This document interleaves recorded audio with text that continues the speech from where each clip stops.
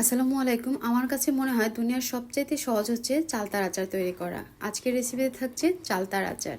জিভে জল আনার মতো চালতার আচার রেসিপিটা শেয়ার করব। আশা করছি সবার কাছেই ভালো লাগবে।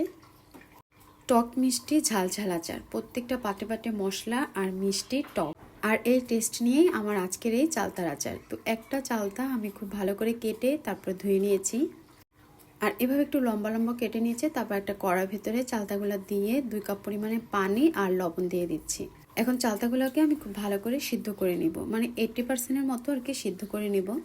সিদ্ধ করে অনেকে পানি ফেলে দেয় না, পানিটা শুকিয়ে নেয়, তবে আমি পানিটা ফেলে দিব। অনেক সময় দেখা যায় চালতাটা অনেক বেশি টক হয়, নতুবা একটু কোষ্টি ভাব হয়, তো পানিটা ফেলে দিলে কিন্তু এটা ভালো হবে। তবে আপনারা চাইলে রেখেও দিতে পারেন। তারপরে চালতাগুলো নিয়ে একটু ভালো করে থেতো করে নিব। এটা আপনারা শিলপাটাও তৈরি করে নিতে পারেন, আবার আমার মতো এরকম বোর্ডেও তৈরি করে নিতে পারেন। তো সবগুলো চালতাই কিন্তু আমি এভাবে করে একটু একটু করে থেতো করে নিয়েছি। চালতার রেসিপি দেখে বাসায় একবার ট্রাই করে দেখবেন, আশা করছি সবার কাছেই ভালো লাগবে। প্রথমে দিয়ে দিচ্ছি সরিষার তেল, খুব একটা বেশি না, 3 থেকে 4 টেবিল চামচ। তারপর রসুন কুচি দিয়ে রসুনটা একটু ভালো করে ভেজে নেব। তারপরে দিয়ে দিব আখের গুঁড়ো, আপনারা চাইলে এখানে চিনিও দিতে পারেন। 1/2 টেবিল স্পুন এখানে আমি চিলি ফ্লেক্স দিয়েছি।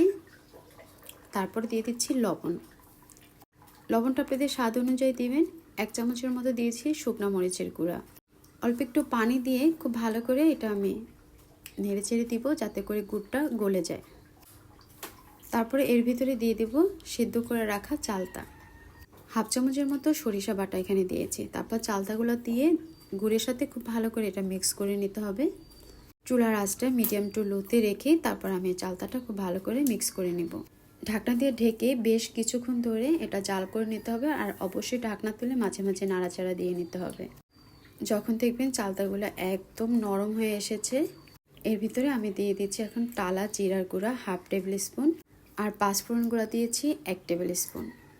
আবারও নেড়েচেড়ে খুব ভালো করে এটা মিশিয়ে নিয়েছি। আমি এখানে অল্প একটু ফুড কালার ইউজ করেছি কালারটা ভালো আসার জন্য, তবে আপনারা কিন্তু কালারটা না দিলেই ভালো। বাসার খাবারটা ন্যাচারাল হওয়াটাই আর কি আমার কাছে মনে হয় হেলদি। তারপরে এখানে দিয়ে দিব 1/2 টেবিল স্পুনের মতো বিট লবণ। ভালো করে এগুলো আবারও মিক্স করে নিব। ব্যাস তৈরি হয়ে গেল আমার ঝটপট চালতার আচার। তা আজ এ পর্যন্তই। আল্লাহ হাফেজ।